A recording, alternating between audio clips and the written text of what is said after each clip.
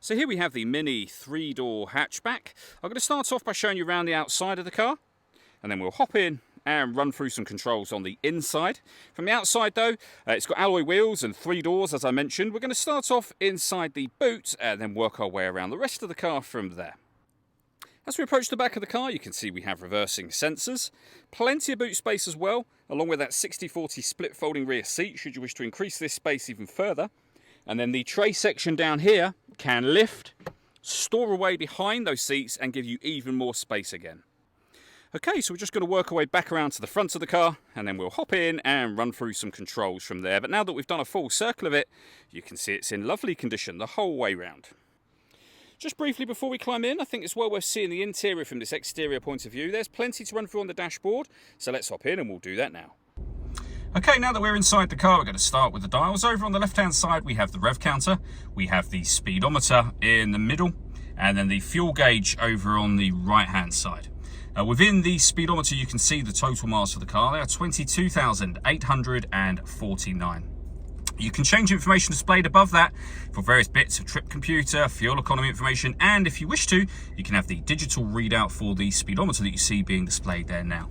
If we back out to the steering wheel, we have cruise control and speed limiter, and then stereo and phone controls. And above the steering wheel, we have a heads-up display. A little hard to see on camera, but you have a digital readout for the speedometer that's projected in front of you. And then over in the center, the main screen for the car. So we've got satellite navigation, as you can see.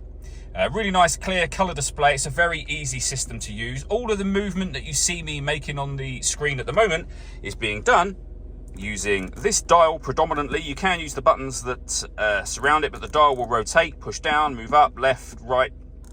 So within certain menus, you'll be able to use all of those controls. So for example, if we rotate it round to radio, push the dial in to enter that menu, we can adjust the volume for the radio just here.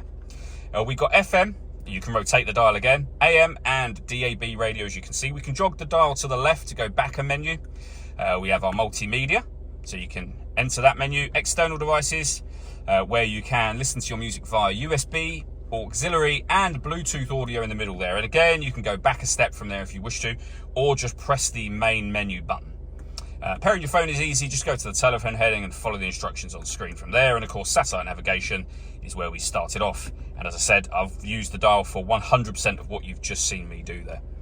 Below that, we have the air conditioning. So you can adjust the direction the air is being distributed in, the fan speed, the temperature, and then when you're happy with those settings, you can turn your air conditioning off or back on again. You can recirculate the air that's in the car. That's a great way of heating it up or cooling it down quickly, depending on the temperature you set over here, of course. With a heated driver's seat with 3 different heat settings, and the same over here for the passenger side as well.